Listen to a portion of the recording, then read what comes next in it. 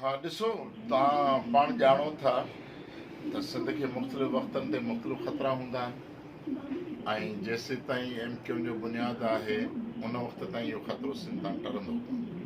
लियाकत अली ख़ान जे ज़माने खां वठी हिकिड़ो हिननि जो ख़्वाबु रहियो आहे हिंदुस्तान खायल माण्हुनि जो त सिंध खां को न को ज़मीनी टुकड़ो कटे हू पंहिंजो वतन ठाहिनि। अल्ताफ़ हुसैन जा वाज़े बयानात ऐं तक़रीरूं आहिनि त हमने कौम बना ली अब उसे वतन चाहिए। ताण वतन को दिल्ली मां कोन खॼींदो, लाहौर मां कोन खॼींदो, असीं सम्झूं था सिंध वतन ते रहनि था, सिंध खे ई ॿ कंदा।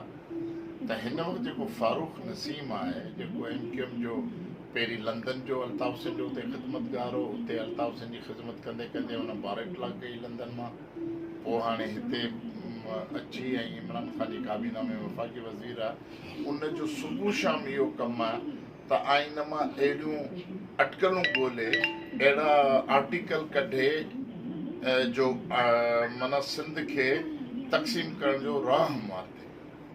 पहिरीं चई त डायरेक्ट वफ़ाक़ जो कब्ज़ो, बाबा तव्हांजा गटर साफ़ नथा थियनि, तव्हांजी नाली आहे, शहरनि मां किचिरो नथा खणाए सघो, या तव्हांजी नाली आहे, तव्हां करप्शन कई, 40 सालनि खां वठी MQM कराची ते हुकूमत कई आहे, ऐं तव्हां बरसाती नाला बिल्डरनि खे विकिणी छॾिया, गटर जूं नालियूं विकिणी छॾियूं, पार्क विकिणी छॾिया, स्कूलनि जा मैदान तव्हां विकिणी छॾिया बिल्डर माफ़िया खे। हाणे जे कराची जो शहर तव्हां साफ़ नथा करे सघो त इन जो इलाजु इहो आहे त तव्हां चओ था त असां सिंध खे ॿ करे असांखे हले त सुबुह ॾियो त असीं पोइ ठाहींदासीं। छा कंहिं वज़ीर आला ऐं कंहिं गवर्नर जी मुक़ररी सां कराची जो शहर साफ़ थींदो या कराची मसइला न थींदो? कराची इंटरनेशनल शहर आहे, सिंध जो रूह आहे, सिंध जी दिलि आहे। असीं सम्झूं था त जेकॾहिं कराची खे सिंध खां धार थींदो, धार कयो वेंदो त सिंध मरी वेंदी। जॾहिं सिंध मरी वेंदी त पोइ असां हुनजा जेके वारस आहियूं, जेके सिंध खे मां सम्झूं था, असीं छो कंहिं धारी यलगारी जे हवाले सिंध खे कंदासीं त उहो सिंध जे वजूद खे मारे ऐं असां वेठा इंतज़ारु कयूं। इन करे असां हिन सॼी ॻाल्हि खे उनखे चैलेंज कयो आहे त 5 करोड़ सिंध जा सिंधी ॻाल्हाईंदड़ इंसान, करोड़ ॾेढ ॿियूं ॿोलियूं ॻाल्हाईंदड़ जेके सिंध खे मां सम्झनि था, असीं 6-6.5 करोड़ इंसान पंहिंजे वतन जा मुहाफ़िज़ आहियूं। ऐं जिन खे ग़लतफ़हमी आहे त कराची में सिंधियुनि जो अमल दख़ल कोन्हे, त असां चयो त कराची में न रुॻो अमल दख़ल आहे, पर तव्हांजे वजूद खां, इंसानी वजूद खां वधीक असीं कराची में मौजूदु आहियूं।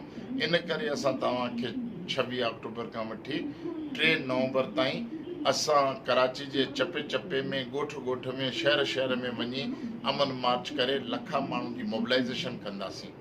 इन जा 2 सबब आहिनि। हिकिड़ो सबब इहो आहे त जेके सिंधी आहिनि उन्हनि में एतमाद पैदा करियो त हू पंहिंजे वतन जी वारसी लाइ अॻिते अचनि। ॿियो इहो आहे त जेको उर्दू ॻाल्हाईंदड़ शहरी क्लास आहे, जेको MQM जी दहशत वहशत ऐं ख़ौफ़ जे करे दॿियल आहे, हिसियल आहे, उनखे वञी असीं ॾढ ॾियूं त बाबा तव्हां ख़ौफ़ मां निकिरो। छा थींदो? MQM काल जो ज़मानो, MQM ख़तमु थी वई, दहशत ख़तमु थी वई, 5 करोड़ इंसान तव्हांखे पंहिंजो तारीख़ी विरसो ॾियनि था, तव्हां ॿाहिरि निकिरो, असां सां गॾु थियो ऐं तव्हां हिनखे रद्द कयो त असांखे सिंधियुनि सां गॾिजी रहणो आहे, असांखे को हिते नओं सूबो, नओं देश, नओं वतन खपे। त अहिड़ी सूरत हाल में इनशाअल्लाह इहे असीं वञूं पिया कराची। मूंखे उमेदु आहे त 26 अक्टूबर खां वठी 3 नवंबर ताईं पुरअमन तरीक़े सां सॼी कराची में सिंधी टोपी, पटके, अजरक जो ज़हूर थींदो, क़ौमी गीत थींदा, क़ौमी गीतनि ते झूमर थींदी, संजीदा बहस मुबाहिसा थींदा, कॉन्फ्रेंसूं थींदियूं। ईअं कराची जी तारीख़ ऐं सिंध जी बका जेका आहे हिक ॿिए सां लाज़िम मलज़ूम थींदी ऐं असां सिंध खे बचाइण में ऐं क़ौमी वहदत क़ाइमु रखण में कामयाबु थींदासीं। Thank U.